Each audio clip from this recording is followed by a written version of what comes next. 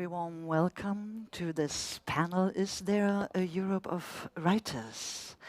My name is Nina George, and we changed some personal today. So if you expect it to be moderated by Lena Falkenhagen, I'm substituting her due to Corona. And I'm very happy that we were also able to ask Shaun Whiteside, president of the European Federation of Literary Associations, to jump in and to complete this wonderful panel together with Nicole Pfister Fetz from Switzerland, General Director of the Authors of Switzerland, and the great travel writer, journalist, photographer, TV journalist from Spain, Pepa Roma, from the Association of Spanish Writers. Please give them a warm hand and an applause.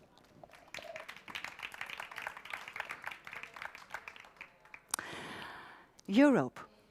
Europe was once a literary motif. It appeared for the first time in Homer's Iliad, and when it appeared there, it had been the name of a Phoenician princess.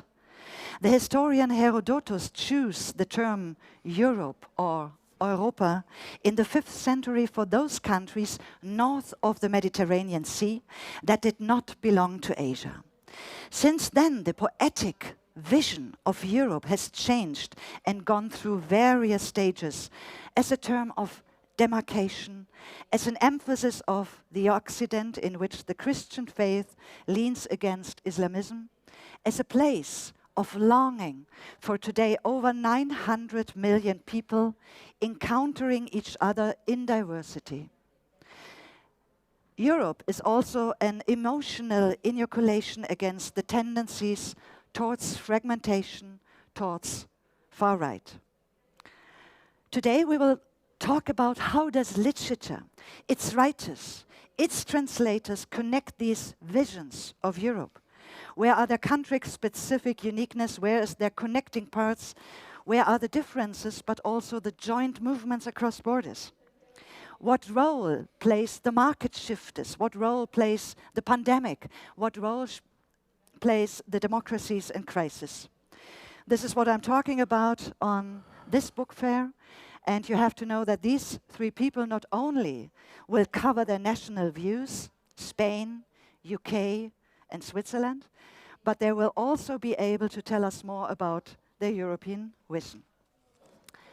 If the sounds make something crazy, give me a sign. No, sounds is okay. Wonderful.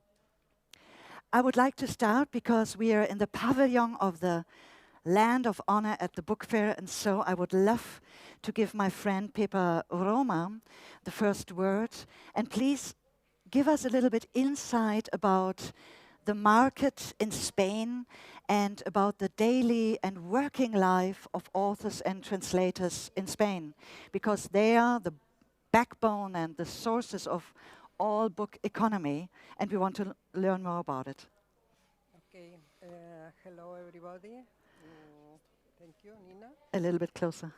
Well, the market in Spain, I think it has changed a lot.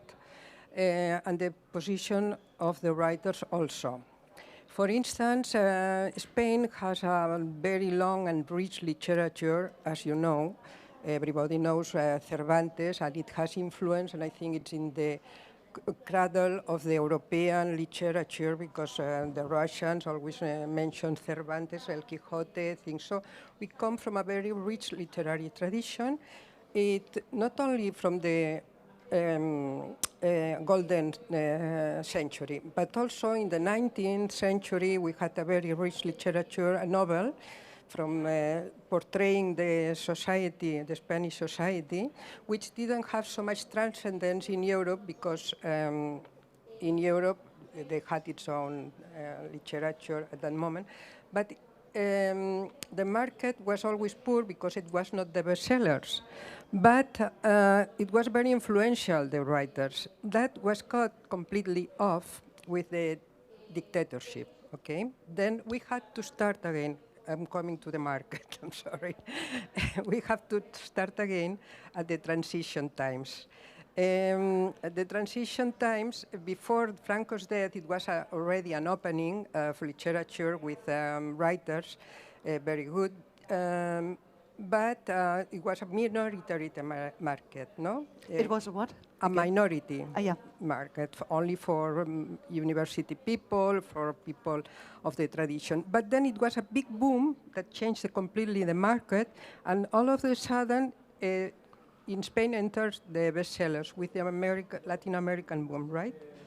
And then all of a sudden, we knew what it was to be a writer that make a lot of money, was very famous, was like a rock star and things like that. Then this created in the writers a mirage that the literature can take you to the glory, no, of being well known, but of making good money also. This started to change when, in the transition, there was a boom also inside Spain of Spanish writers in the 80s and 90s, and in the search of literary talents, they paid a lot to the writers. And established. A lot means thousands of the 100,000 with awards, especially, no? Advances, payments, everybody wanted to have the talented discovery. But this didn't make so much money, and it started to change, and it changed completely in the 2000s. And then it started. The same advance payments that we had at the 90s went by half. And also started a polarization very big among writers. I don't know if in the rest of Europe happens the same. A big polarization between writers, a very few that get more and more money, like the football players, no? And the other that went to the misery, no? To the almost the misery, in the sense that now, in the last years, many have had to ask for public help. And I am not talking of new writers that they don't know how to open their way through, no? I am talking about writers that even had won an award, were recognized by critics before, and they had their incomes come down completely, half or less. Also, it happens that with the 2008 crisis, they stop public institutions and everything, stop the cultural events that gave some income to the writers. No? So the writers have gone into a very difficult situation.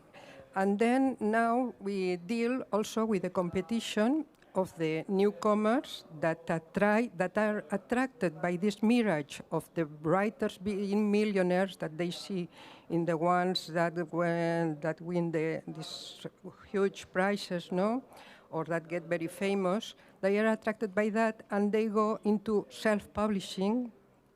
And in this self-publishing, Spain is the leading market of self-publishing.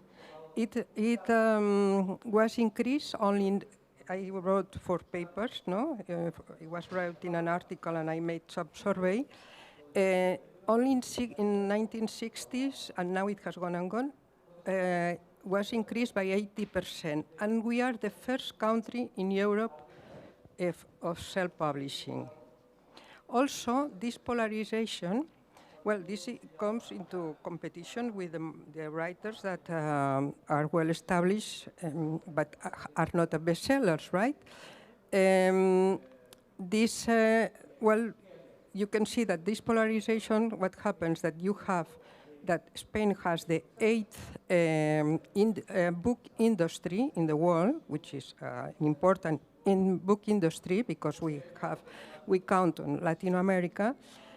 But the writers only get only 16% of writers can live on literature. And what I say live, it means that they cannot get even 700 euros a month to live like to eat, because they don't have any other helps, no? And also, well, I don't know if this explains generally how the situation has evolved or what you ask for. I see. Ja, immer gerne das Mikro von mir offen lassen, bitte. Kann ich mal eben I would like to jump from Spain to UK because you gave some interesting examples. There had been a golden age in Spain with the millionaires of authors. Then the self-publishing rises up, and up. And also today that only 16% of all authors can make an income from their book works. And I want to use the chance to jump into an also big book market in UK. And Shaun Whiteside, as a translator, as a writer, has two hats today. He's also the president of the CEATL, European Federation of Translation Associations. Jesus, we have to shorten it, my dear. But you have also a big insight into the Irish and into the UK market. And when you listen to Pepa talking about all these figures, you nodded. Is it similar? I was wondering about this, and is it not working? Okay. I was wondering about this, and I don't actually have figures for this to hand, unfortunately. I think Britain finds itself in a very curious situation at the moment in terms of the content of its writing and the cultural meaning of writing. We have obviously a very, very great tradition that's swept the world, partly because we swept the world as well, and that's something that we're addressing now, I think, rather belatedly. And it might be seen in a political sense in a weakening of the UK because bonds with other countries have been loosened, with the result that the UK has on the one hand become quite introspective. It's not looking as much to Europe as it might have done in the 18th, 19th, 20th centuries. Even Shakespeare, of course, was influenced, and Chaucer, by Boccaccio, for example. We have a great European tradition, the European classical tradition, and then the Renaissance tradition.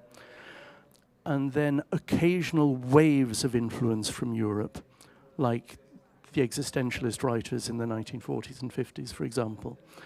And if we include Irish writers in that, which to some extent you can, both Beckett and Joyce had British passports. The Irish writers, I think, tended to extend more into Europe. Beckett wrote in French. Joyce was a polyglot. Joyce lived, obviously, in what's now, I think, Slovenia, possibly Croatia, and in Zurich and in Paris.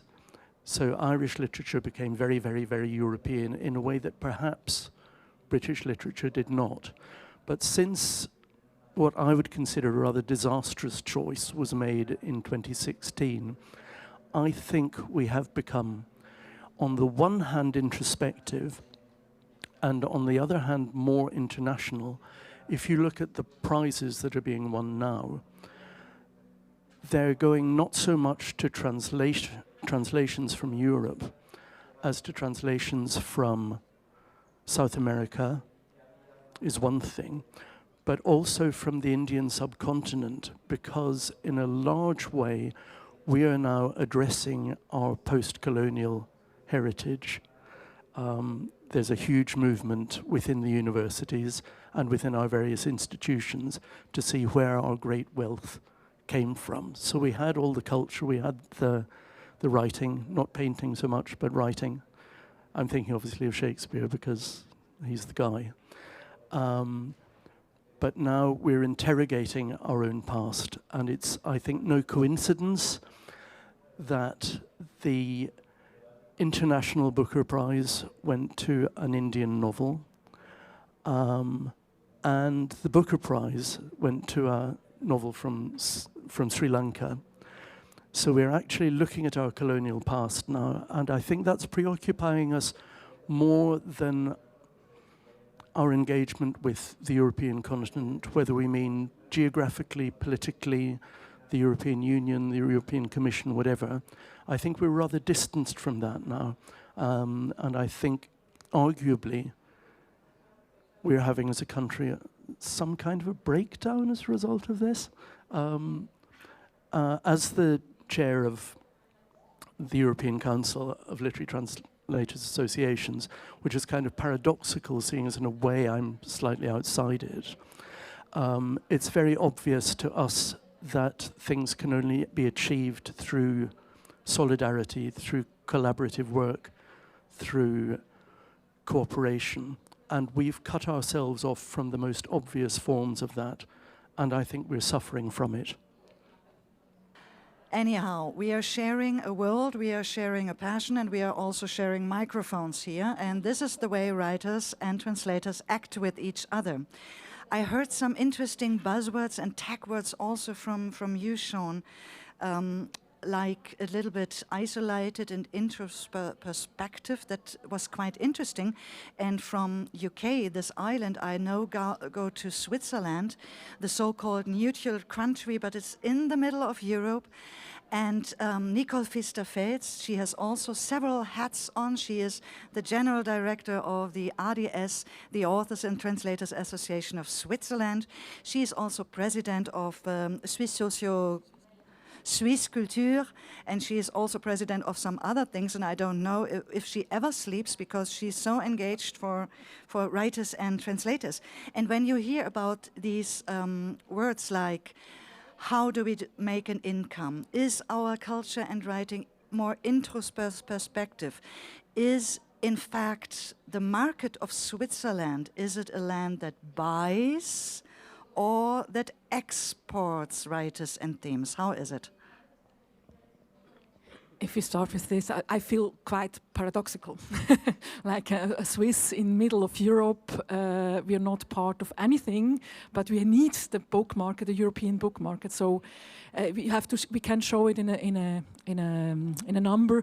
We have 80% of the books that are read in Switzerland are foreign books. So only 20% in Switzerland, or 10 to 20% are Swiss literature. I will say Swiss literatures. So it's the plural, because we are a multilingual country. We are a small multilingual country, mid of Europe, and we are not part of the European Union. We are not part of Creative Europe and anything.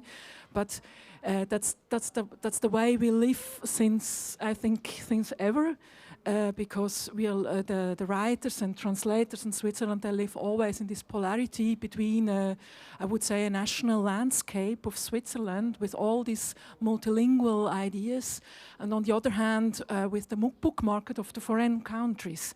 So if you're, for example, if you're a French-speaking writer in Switzerland, so first time you look into the French part of Switzerland and then to France, and after that you go to the German or the Italian part of Switzerland. So you always need translation, but it's not, more often you go to the foreign neighbor where you publish your books, or you go for lectures, for readings, for everything. So we are always in this polarity between our own landscape, and we try to create an own landscape of literatures.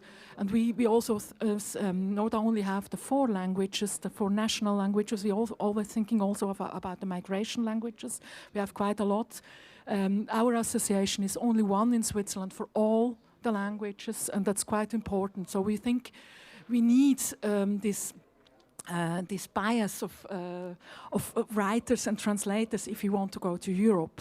And I think that's also special for Europe. It's not, I think we are, some way we are out of Europe, and we are some way also a sort of microcosmos for I think for really thinking about how to can collaborate between each other. We need to understand each other, but we need also an own culture of language, of every language we write, we translate. So it's always like in this way. I would probably describe also the Swiss literatures market in Switzerland and foreign.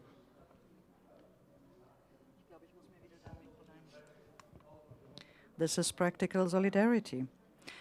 Yesterday at the opening, I don't know who had been at the opening. Give me a hand sign who had been listening to the opening yesterday. Okay, only 3-4 people. So let's summarize it. It was talked a lot about books. And me and my colleagues, we thought, yeah, but books are not multiplying themselves in the nights on the shelves. They are written, and they are translated. And we would love to also make a highlight, a spotlight on the people themselves who are creating and writing all these books. And so I would like to focus a little bit now when we talk about Spain, Ireland, UK, Switzerland, Europe, on how the topics changed and also the appreciation towards authors. What, Pepa, is the role of authors in the society in Spain? Are they appreciated in a way?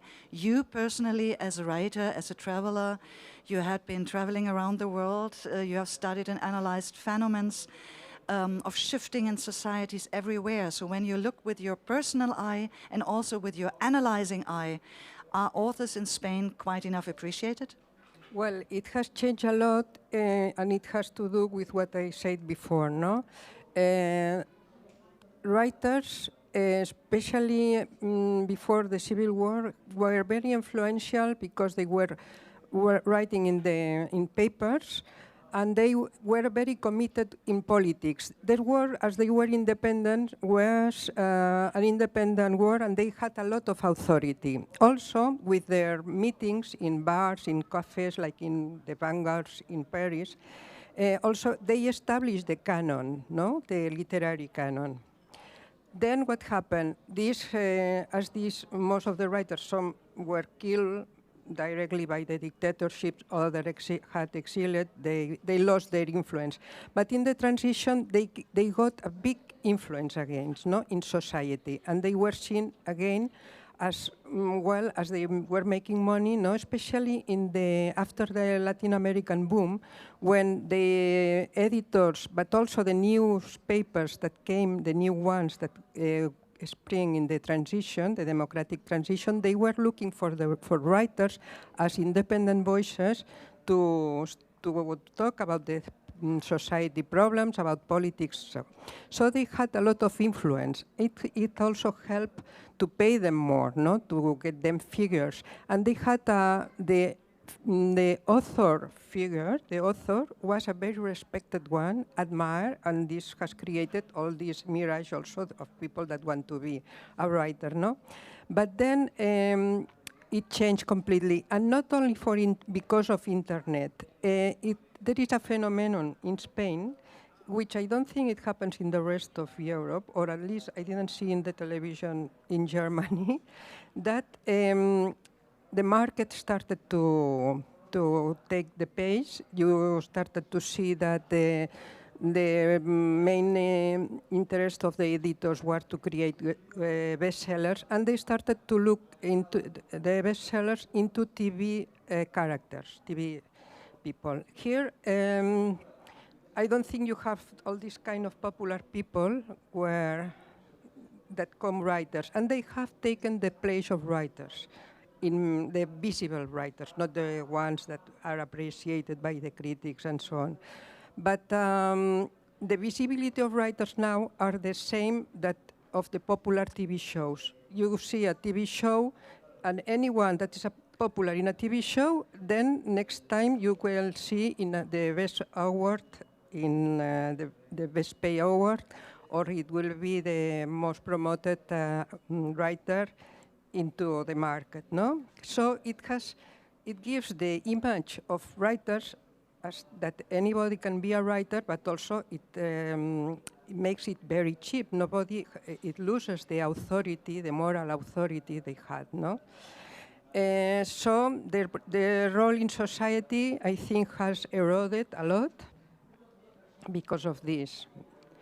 What else did you talk me about the subjects, no? Yeah, but we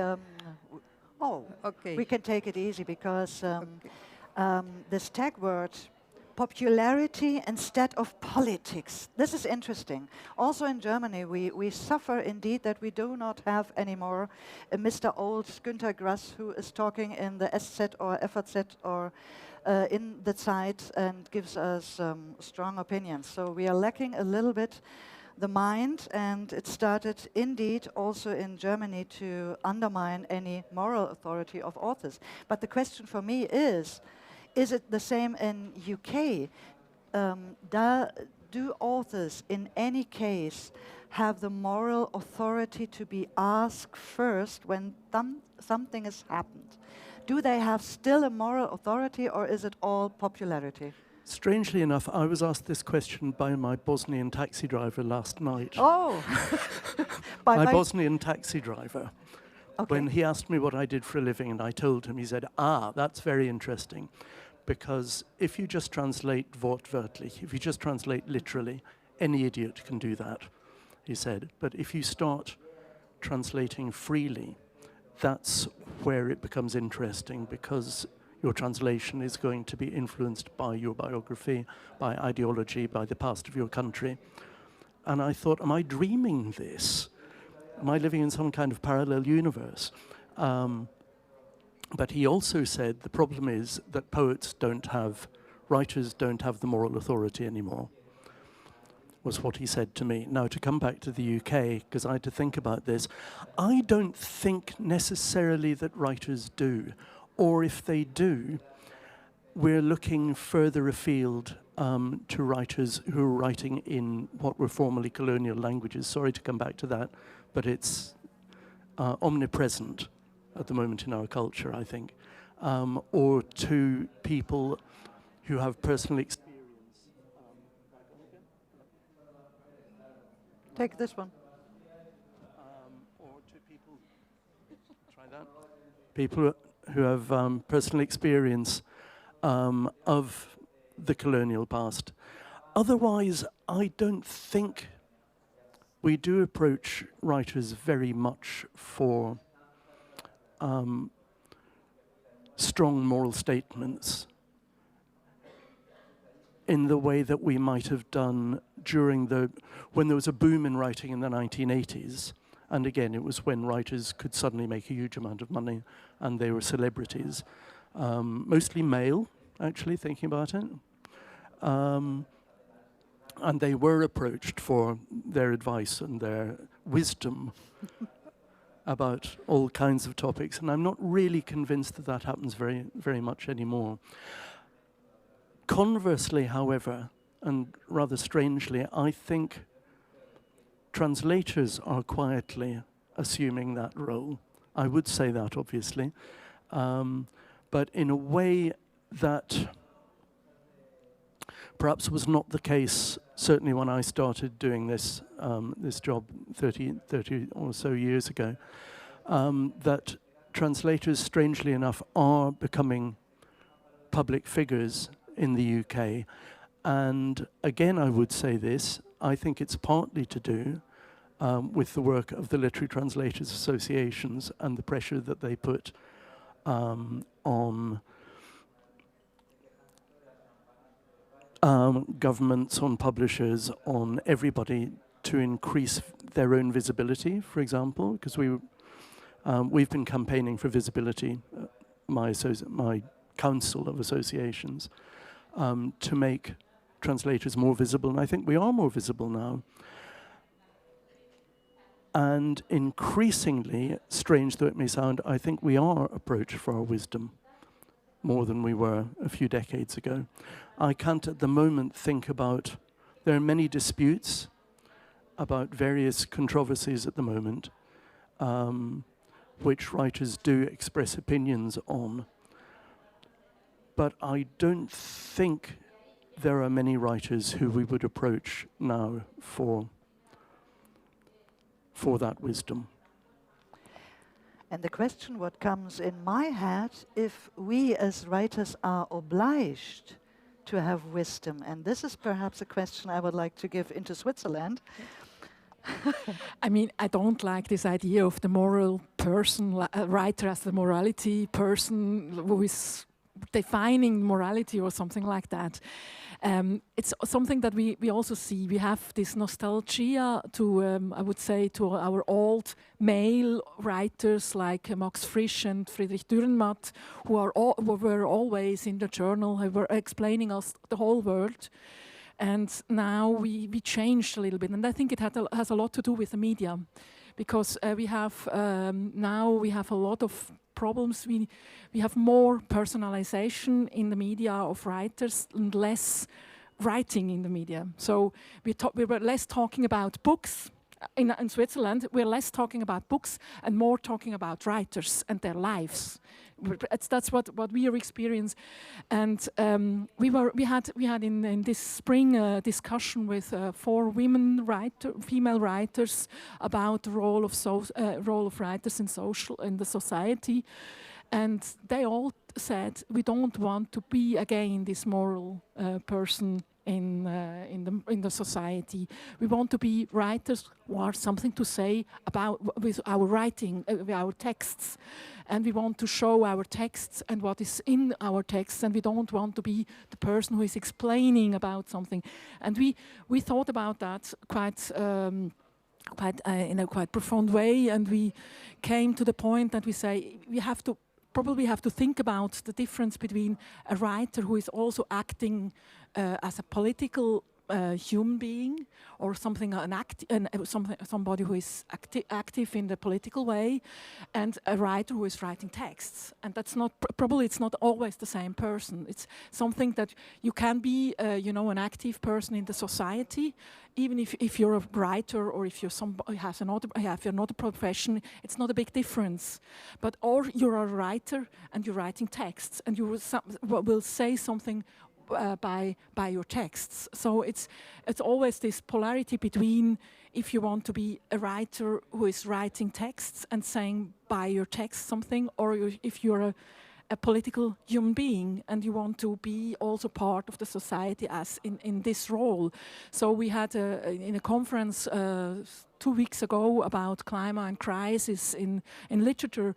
Was a writer, he's saying probably we should think about writing literary texts, and on the other hand, going as a writer to rewrite probably the political texts. So laws, probably why do the laws have to be always this neutral, this without anything, to interpret more in a literal way? It's just an idea. It's not something that it's more think. But I thought it's the idea that you also, why has a minute to be in a very short way, but why can't we do it in a more literal way? So to think about the texts and not about the person behind the text, even if we have always to think about the writer behind the text. Oh, this gets interesting. Shaun, go ahead. You're nodding and nodding and nodding. Do it.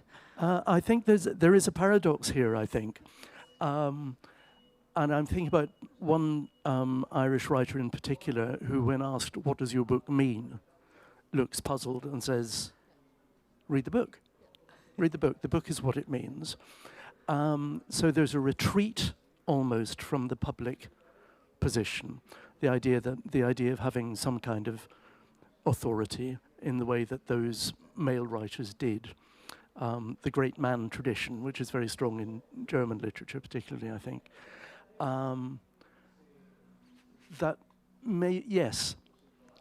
That, as you say, trust the text, don't ask me. I wrote the thing, but it has a life of its own. Maybe there's an element of that now too. Well, I don't know. Well, about the characters, it has become so exaggerated in Spain. Also, the character has taken away the author. No? So many writers go into Instagram like an influencer, showing their clothes, showing their lives, things like that, no? And then this crave for visibility, no? It's become so crazy that now I think there is a movement, which I've seen, that some are, especially the young ones, as they are fed up. I can see young ones coming in blogs, new bloggers, that say, what if we just write? I've seen it, there are starting to be articles. And then also I see that a movement against, that is a reaction against all this, is I've seen the very new editors. And there is a big bunch of new editors in Spain, small editors, but they are supported also by association of bookstores, no? Little bookstores, that make their recommendations, and they enter new writers that just write, and they are giving us a new outlook of the text, of literature. So we have gone to the excess, so much to the excess, that now I think there is starting to be a reaction, and I follow these signs, no? And I'm glad because this reaction is starting to be what you say, Nicole. Just to add, because I don't want to forget the media, because I think it's one part is more important nowadays. It's the social media on the one hand, and on the other hand you have also the traditional medias who are. And I remember a writer, he told me once. The funny thing is, I published a new book and I wanted to talk with a journalist about my book. And he was asking me about the education of my 3 children, because he said the readers are more interested in you and your life than in your book. And that's a symptom he was thinking about, that why? He wasn't convinced, but the journalist was convinced that it's more interesting to talk about the person than to talk about the book of this writer. And that's something I think we should think about the role of writers in society. So be sure, if you're from the media, these 3 people won't do a home story. No, they want to talk about books. And let's talk about also books and authors and topics and challenges for the future in our last 8 minutes, as I see this correctly, or yeah, maybe 9 minutes. What do you think, when we have the parenthesis that we as writers and translators are writing the tomorrow, like the Aborigines already knew that we are singing the world, everything what we have in our mind, and if we give it a name, we design the future. So the future of Europe is quite vulnerable at this time, not only for writers, but also for society, for people. We just came out of a pandemic. We are just watching a war from Russia against Ukraine. We are in the middle of crisis of the climate, and we are in the middle of paper crisis. There are so many crises. So what is our order? Do we have, as a writer, an order to write better futures for Europe, or no? What should we do? Go ahead. Yes, of course. I think, as in the Second World War, that writers, politicians, all society started remodeling itself for a new reality, no? And now it has to happen the same. The function of writers is to remodel the collective mentality, modern mentality, mythos, mythology, identity, who we are, to put ourselves in the place of reality, of the new reality, mentally, for the people, for society. I think we should do the same now. I know the Spanish market or the Spanish situation. I see that there are many similarities because the market is overwhelming everywhere.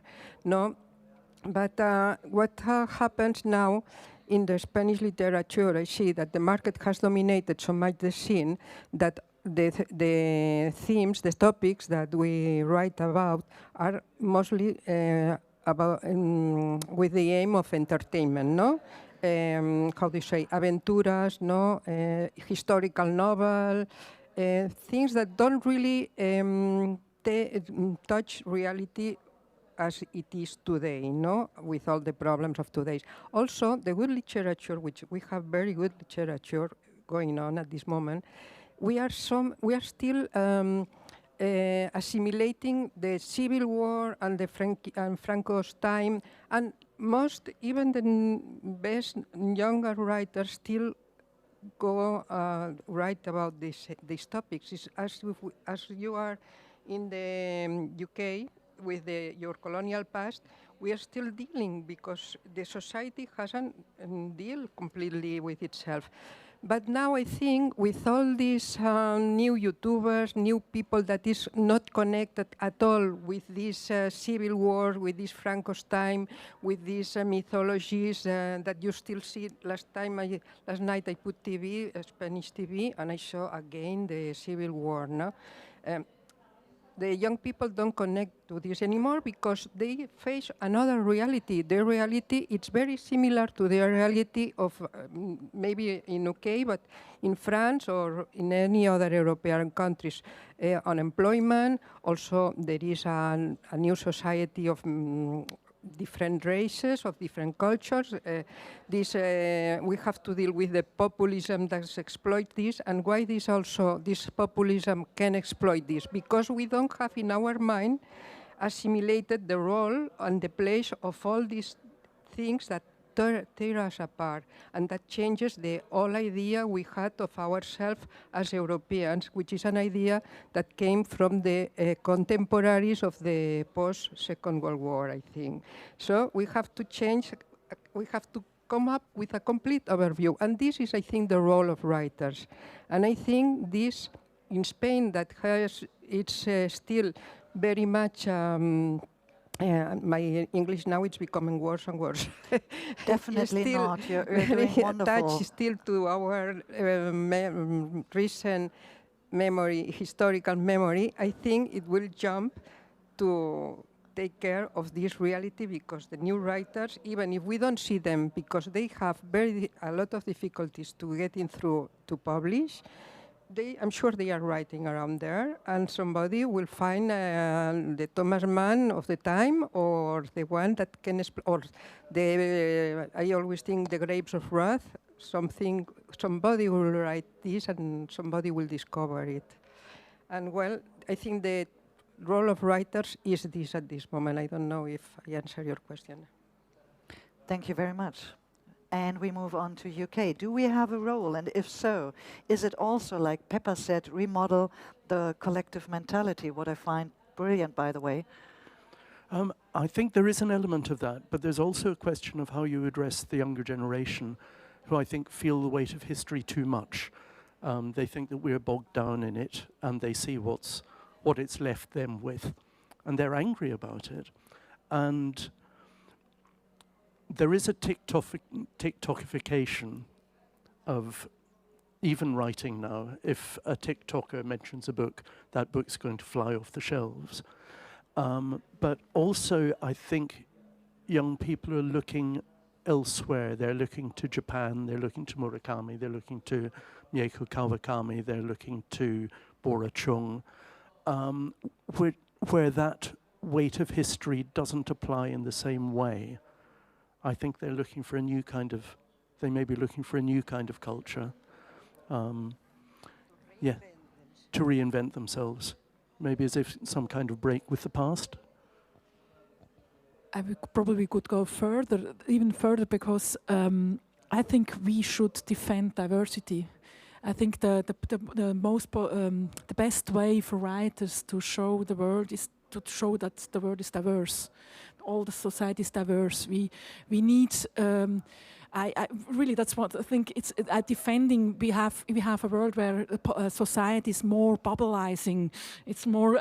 They're looking more in bubbles. So we have also the political more. You know, you have the parties, and you're always reading in this direction or in the other direction. So I think what we can do is to defend very, very strongly the diversity of language, of speech, of literature. And if we get there, so we have another view to the world. If we show the diversity, all this diversity of world. Mm-hmm. I will now have a look on the time. On my clock, we have 2 minutes. So, in these 2 minutes, just give me one name. Your favorite female author from Spain is? Well, it's just one female name, because we are missing female authors, and yesterday in the opening we heard so much male names, and we love those authors, but we want to also highlight the female achievements, so please. Well, it's because one name. Sara Mesa. One from Ireland or UK, please. What should we read? Claire Keegan. Switzerland. I would say Noël Reva. And I would say Doris Knecht. So, and now I hope you noted it all down. Go to all the publishing houses and ask for them. Today I spoke with Pepa Roma, International Commissioner and Affairs from the Association of the Spanish Writers Union, from Spain, photographer, TV journalist, writer and poet. Thank you, Pepa, that you have been here. I've talked to the President of CEATL, the European Council of Literary Associations of Europe, a translator by himself, a great translator of Marlen Haushofer. If you never have read Marlen Haushofer, do so. It will be republished soon, so thank you that you jumped in today. And we have had the General Director and Secretary General of RDS, the Authors and Translators of Switzerland, Nicole Pfister Fetz. And we talked about, is there a Europe of writers? And indeed, I sent you out today with the message from these three persons: defend diversity, leave your bubbles, listen to the writers, read and talk about the authors. Thank you very much.